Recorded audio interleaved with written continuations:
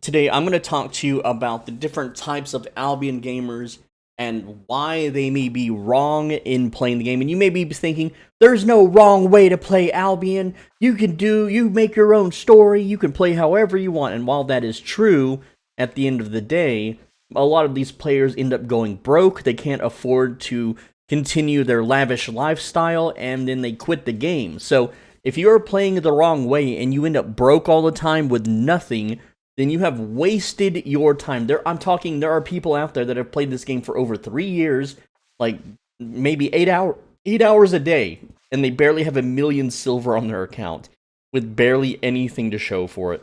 Maybe a couple hundred, specs in weapons and armors, and these players, unfortunately, just, there's many factors why this happens, so let's talk about them for just a bit, and then we're going to talk about how to not become one of these players, and how to be self-sustaining and become rich within like the first 3 months of playing. Look, I see this all the time. I get comments all the time. People are like, how can you get 8.3? That's impossible. I can make a new character on a new account unassisted and have 8.3 in the first 3 days of playing. Even on East, where the economy was wild and fresh and new and 8.3 was very, rare, I was still able to acquire the funds for that. It is absolutely possible if you just play the game correctly and not incorrectly. So let's talk about the incorrect way to play. And I've seen like Twitch streamers that fall into this trap. This is essentially the normie trap. Okay, let's talk about it. So the PvP gamer, they see Albion Online as just a full loot PvP game, and the only way that they make silver, because they have such short attention spans or small frontal cortexes, they believe that only big numbers are the only thing that they should pursue in the game. So when they kill a player that credit card swiped and was AFK and disconnected because their internet was bad and they got 2 million or something, then that is a big number moment for them, and that is the only thing worth pursuing for the next 3 years. So you'll notice that the PvP gamer, their silver will drop as low as like 1.5 million, which is something someone on their very first day would have access to. Maybe their second day. But, and then after they play 36 hours, if they have a good run, they can jump up to 10 million silver. And I know what you're thinking, well, that's pretty good. That's like 8 million silver in less than 6 hours. Holy crap, sign me up. Yeah, that's being good at the game and being lucky. There's a couple of things about that, right? Now, but that doesn't always happen. The majority of the time, if you check their murder ledgers, they're dying more than they're killing, essentially. So they're in the very long run, they are losing. It is a casino, and the house always wins. So if they drop too low on funds, they might have some stashed items from kills that they got like months ago that they'll just sell out of desperation so that they can get their PvP fix. All right, this is all they do in Albion. This is the only thing that they do is full loot PvP. They never go to yellow zones. They never go to blue zones.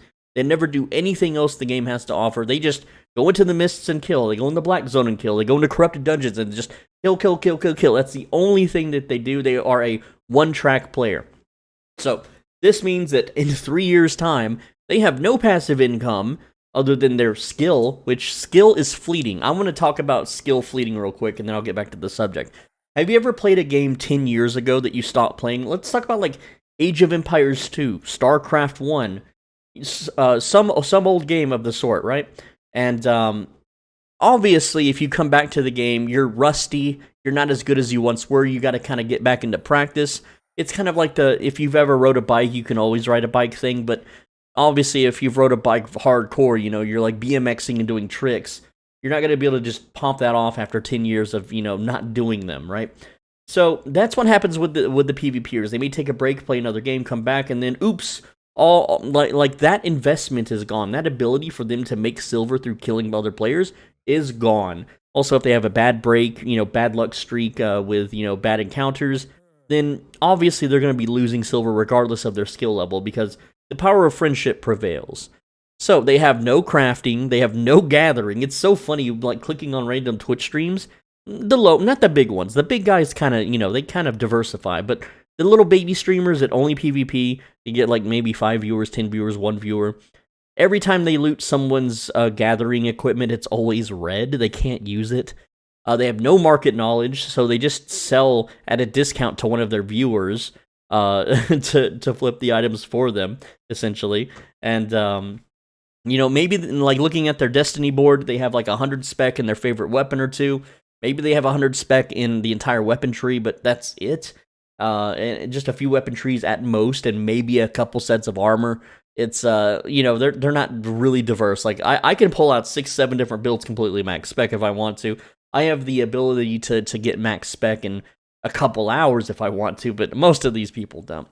But they have 100 million PvP fame, bro. Their PvP fame's so big. Oh boy. Here's the thing, right? Having high PvP fame on your stats page, it doesn't do anything. It doesn't make you stronger. But bragging rights, no one's gonna care in 10 years. Tell me, name some Halo 2 players that were the top dogs, 10, 20 years ago. I mean, yeah, there's, the Ogre Twins, that's the only ones that come to mind. And that's just because there was 2 of them, and it was awkward to see twins in a pro gaming setting. It's not because they were good. I mean, hell, I had better stats than them when I played, and no one cares about my old Halo 2 career. Okay, Slayer's Boxer, yeah, he's the world's best StarCraft player, historically, legendary. Sure. Are you the world's best, Albion Online player? I think that's one. And the only reason, like, he's known is because he bans everyone from his chat for some reason. Let's see. Oh, wait, that's Guild. I don't want Guild. Yeah, okay, wow, he's like you got people trailing him. Anyway, whoop-de-doo, right? 12-hour streams 7 days a week. What a freaking life, man. I only wished him the best. But anyway, but 10 years from now, how many people are going to remember that, right? How many people are going to remember? I'm going to forget his name. I will most definitely forget his name in 10 years, dude. And, okay, so go to any Twitch stream with a small audience, okay, not the big ones because they get handouts and they get SBI treats and all this other crap, and check their status, check their silver, check how much stuff they have, their Destiny board, all that, okay? So how do people get swindled into this playstyle? Well, it's pretty simple, right? They listen to Reddit. When you go to Reddit, it's like, this is a full loot PvP game, you should never be in the yellow zone, slow binging bad, all right?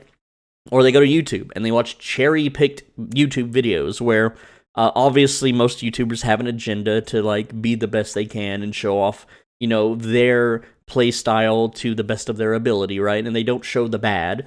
I always try to show the bad. I prefer showing the bad because the videos are for me. I need to remind myself if this is good or not. So I am not one of those that I'd never cherry pick. I'm too lazy to cherry pick, okay?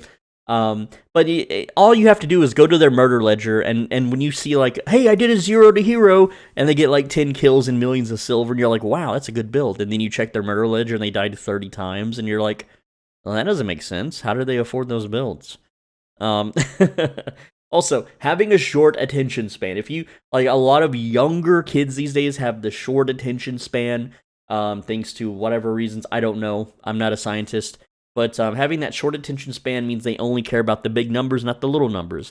If they go out and gather for an hour and make 1 million silver, that is slow, so slow. But if they go out in PvP and they blow a guy up and he has 500k on him, well, hey, they made 500k in a 10-second fight. Oh boy, they're really good at the game now.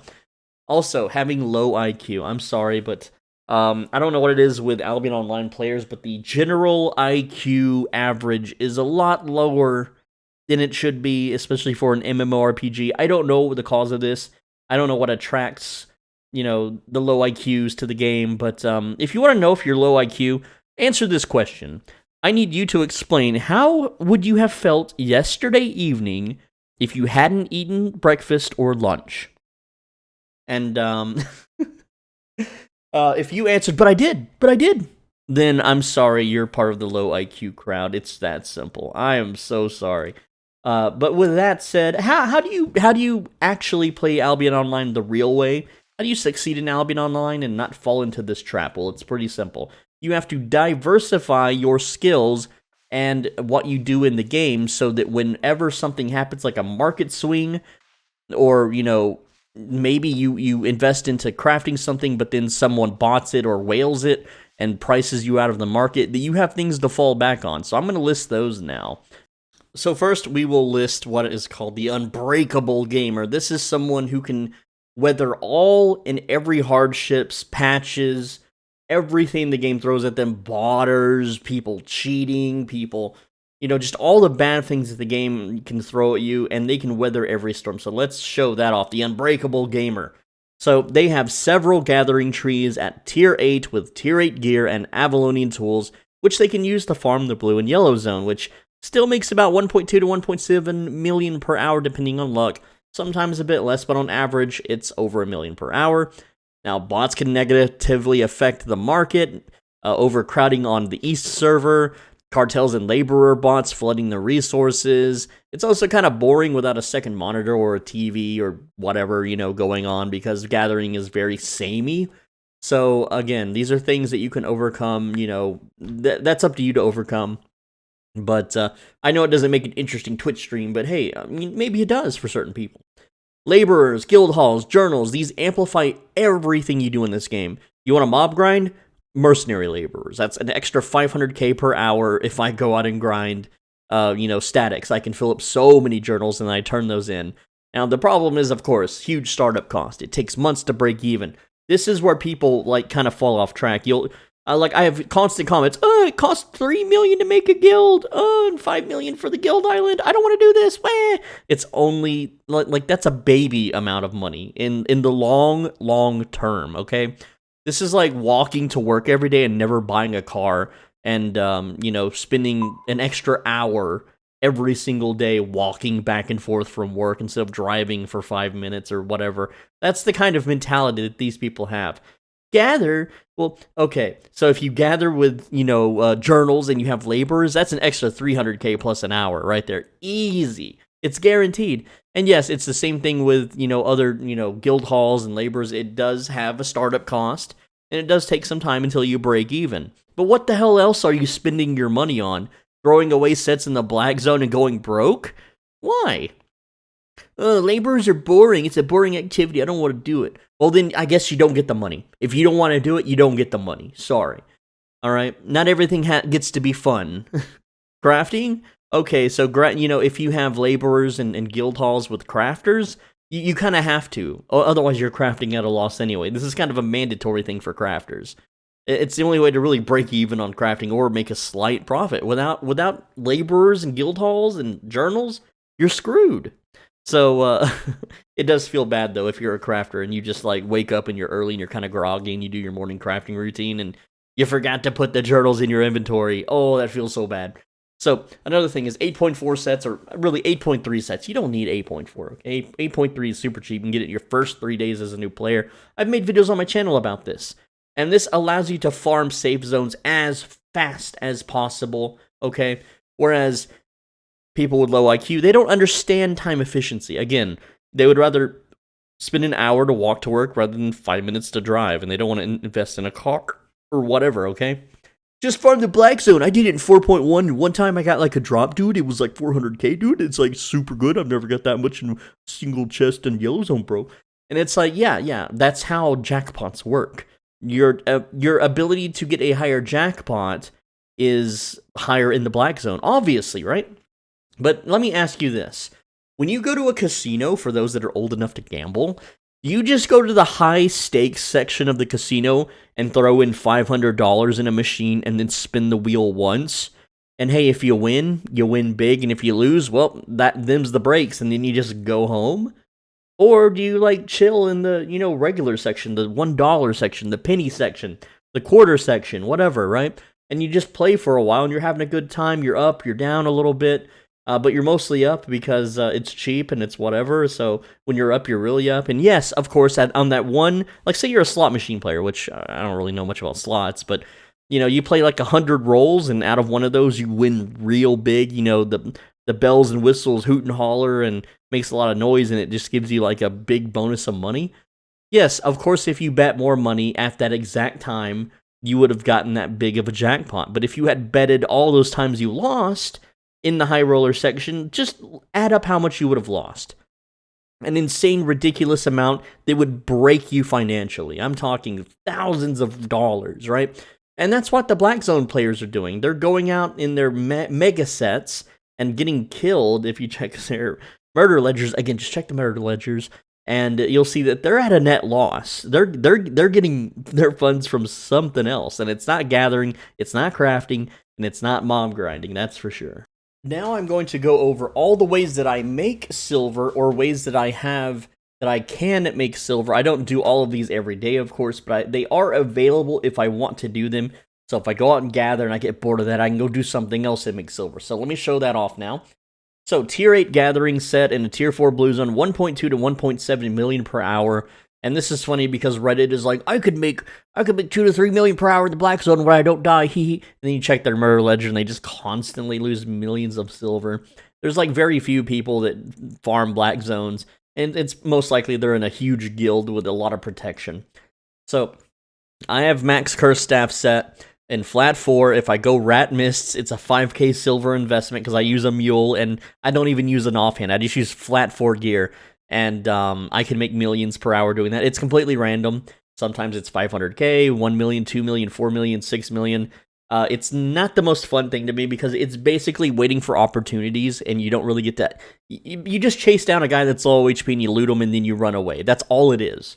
I've made a video on it. It's something that's you can do, but it's not guaranteed. That's why it's in red. I also have 20 alt characters, yes, 20, parked in around world boss zones. With bedrock maces, and what I do is I will occasionally log into them, and if someone is doing a raid or if they're nearby fishing or whatever, I will bonk them into the raid monsters, and they will get down, and then I will execute them with my bedrock mace alts. And if they get killed, a lot of times they get killed. I am not nearly as good as Only Rats, for example. That guy is an absolute badass. So I can't compare to his skill on ratting, but it's still really good because a Bedrock Mace alt is like maybe 20, 30,000 silver, and I can make millions depending on who I get killed. I have 4 potion crafters, which are not used because of the price of premium and the market. Even if premium was 6 million, the way potions are now, the market for potions, it's flooded. I can't make money with my potion crafters. They're not maxed out in potion crafting. They're specialized. If I maxed all of them out on potion crafting, I might be able to squeeze out maybe $1 million a day out of them. And that's with the old premium cost. With the new one, I would still not make money. So they're completely dropped. I have 1 maxed chef that makes 2.4 to 5 million per day, but because premium is too expensive, it's not worth me bothering to log in and make 400k per day. There's just no reason for me to do that. I have 20 crop growers that would generate 500k per day per crop grower, but again, that doesn't pay for premium on West. It's too expensive. And the market for crops has not risen due to overabundance or something, so it probably won't raise up for years. I don't know, but I do have them. They're all maxed out on the crops that they grow, so they're very efficient at the focus they spend. I have 100 islands with laborers, which increases whatever activity I do, like from gathering to 300k or 1 million if I do the mercenaries, if I craft bows, if I, all the crafting stuff too. So that is just free money right there. That's why it's like one of the only lines you can see that's completely freaking green with no red downsides. That's very important to understand. I also have an 8.4 set to farm solo dungeons, which solo dungeons suck. They only make 400k per hour, but I have the ability to make 400k per hour if gathering gets like deleted from the game or 10 million bots flood the open world or something, right? So it's still a viable way to make money. It's just not a good way to make money currently. It used to be amazing. It used to be 2 to 3 million per hour in 2020. And I used 8.3, of course, but still, it is still a way to make money. And you may be thinking, but 8.4 is expensive. Here's the thing. The money is just sitting around on my account. I got to spend it on something, right? It's and you'd be like, oh, just spend it in the black zone and lose? Why? I got an 8.4 set to farm group dungeons as a solo. This makes 800k per hour on average lately. It used to be better, but it's been nerfed since the mists. And 8.4 set to farm static mobs. Now, this is not for silver. I just had to add this. This makes me 20 million fame per hour. And Reddit thinks 2.9 million fame per hour is the most possible. Just by the way, BT dubs. This does cost me 6 million silver per hour because of, satchel and auto respec. So, again, it's not a way to make silver. That's why it's in red. Bow crafting, that's how I started the game as a bow crafter, and it's not market viable for over 2.5 years. It is just not profitable at all. Maybe if I was part of a guild and had a guild hideout, I don't know, but I don't have those, so I can't profit from bow crafting at all, not one bit. Focus alts are 5 million per hour, and anyone can do them, though you need a lot of silver to be pushing 5 million per hour, and you need islands, and you need tier 8 guild halls, and you need laborers tier 8, all the trophies. It's a huge, huge, huge investment, but it is possible to push 5 million per hour with focus alts. However, my channel members have been going hog wild with this method because that's like the main reason people become channel members, is to learn this method. $5 a month, by the way. Click the join button down below. And yeah, it's, sometimes the channel members flood the market and then no one profits. So that's why it's not a public video. Fame Week flipping. Fame Week is coming up in July, and I have certain items that I flip. Again, this is a channel member's secret, and this lets me double my money. As much as I want to spend, I double it. Every single time there's a Fame Week, I can double my money. So I usually invest 100 million into what I normally do, and then by the time Fame Week is over, I'm up to 200 million. And I have never not done this, so it's just free money and there's like 3 to 4 a year, so it's just free money. Now, I'm sure if I invested $1 billion, I don't think there's going to be that much market activity to double that, but 100 million always becomes 200 million for me.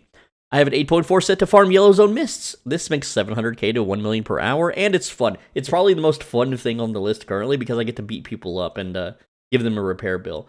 This info is now public. This was a members-only secret, but I decided to share it with everyone because I'm looking for tougher fights in the Yellow Zone, damn it. Okay, I have a Cursed Staff cheap set that speed clears Corrupted Stalkers. Again, this used to be a members video. It's public now. And this makes 800k per hour if I don't get invaded. If I do get invaded, it dramatically drops, especially if I get killed. It can actually be a little bit costly. That's why the whole thing is in red. 8.4 set to farm Yellow Zone Faction Heart Transporters. This can sometimes not work, mainly because lately Faction Heart Transporters are speed hacking, they are crash hacking, and they have, they're like in a convoy where they have guards. So, especially Thetford. I don't know why Thetford likes to have guards, but yeah, they're a little weird. They guard their Yellow Zone Transporters with a whole bunch of armed dudes, and I can't gank those. But the speed hackers, it's really obvious when someone's speed hacking and they're doing Faction Heart Transport. Also, I don't know how this one worked, but there was one guy that I ganked a bunch of times doing Faction Heart Transports, and I guess he was a bot because he got banned, but all of the hearts that I took from him got removed from the game. So I didn't profit at all because I guess they were illegitimately gained or something. I don't know. It's just weird. So that's why it's in red, because it's not really a way to make silver guaranteed or all of the time. And you have to be on during prime time. You can't just do this during off hours, which really sucks. Yellow Zone set to farm faction flagged players. It's not in red because they just die instantly, like some 5-1 guy out fishing or grinding mobs in Limhurst. I just dunk on them, I get the faction points. It makes me silver. I spend it on the chest though, so I don't really get that much silver. Maybe 2 to 300k per hour. I don't know. Market flipping is 200k per hour on a regular without premium, by the way. I haven't done it with premium because when I have premium, I'm doing other things. Mammoth transports can make me 1 million per hour, but it doesn't level my character up, and it's super boring, and it's not worth my time because I can do other things to make more than 1 million per hour and level my character up. Also, sometimes I'll gank a red zone with Twitch streamers. This makes on average 3 million per hour, just from my experiences, but it costs 6 million worth of gear investment, which I do die a bunch, but at the end of the day, taking the cost of my gear and, the amount of silver that I make, which is paid out much later because it takes time for them to sell the stuff that we steal from transporters, it's 3 million per hour, so it's not that bad. So what does all this mean? Essentially, if you're just the guy that plays this game just to PvP and you're happy being broke all the time and having to sell your crap, that's totally fine. Me, I like to be a little more financially secure, and it could be, due to upbringing or whatever. If you're living a rich, wealthy life, you're okay with being broke because you can just card swipe and get it all back, or you just have friends or guilds that'll supply you with whatever you need. But people like me who have lived in poverty our entire lives and we know what it's like to be broke, don't want to be broke in the damn game. So I have endless ways to make silver in this game, and let's say all of those get nerfed, or, whatever, or the silver becomes useless. Well, I'm just like the PvPers. I can just sell stuff if I need to. I mean, look at this. I have this Permafrost Prism, which I've used once this year. and it's worth like 4.7 million. You know, instead of being the brokies that have like maybe a whole bunch of like tier 4, tier 5, tier 6 flat items to sell from their, you know, meager little kills that they're getting, I have 8.3, 8.4 items that I can just sell whenever I feel like it if I want more money. But at this point, I don't need money for anything. I only honestly use my silver to feed combat fame credits, which I don't even spend these on anything anymore because I'm waiting for new weapons to come out. So when a new weapon comes out, if it's good and I like it, I can max the entire thing out. If they rework one of the weapons to have new abilities or whatever the heck, then I can just max it out on a whim. I don't have to go out and grind or, you know, join a guild or whatever the heck all these other, like, PvPers are doing. And, you know, I'm having just as much fun, if not way more fun than they are, because I'm not suffering and losing and seething. Like, I'll click on some of these streams, like, I'm talking the baby streamers, right? And they'll do, like, a 30-minute corrupted dungeon fight. And then at the very end, they will lose. And that's 30 minutes of their time gone forever. And they will scream, and they will rage, and they will crunch their keyboard up and slam their hand on their desk and cry like a little baby. And I've never experienced that in this game or really any game ever in my entire life because I play video games differently. But the point is that I think not only am I having more fun than them, I'm mostly way more financially secure than them, completely solo without anyone's help.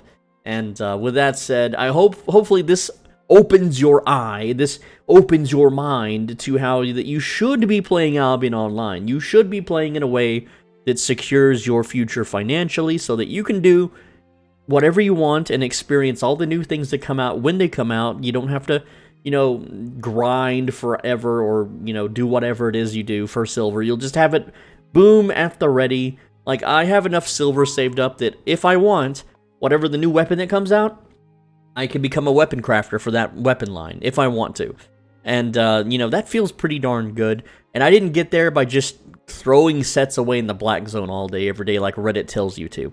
With that said, that's the video. I'm Soul Benji. Thanks for watching. As always, be a bro and stay swole. We're going to be playing Diablo 4 soon on this channel. I'll still play Albion Online, but I'm going to be focusing a lot on Diablo 4 for now. So check those out. I know it's going to be cool, dude. It's going to be awesome. And because they have, there's there's forced PvP in that game too. It's not like Diablo 3 where it's just arenas or whatever the heck. With that said, make sure you like the video, leave a comment because I read every single comment. Tell me what you think. Tell me how you make silver. And as a solo player, I don't want to hear about you making silver in a guild or anything. I know, okay. But also, make sure you subscribe so you don't miss the next video. And click the video on the right side of your screen. It's an absolute banger. If you don't click it, you're going to stub your toe in 10 minutes.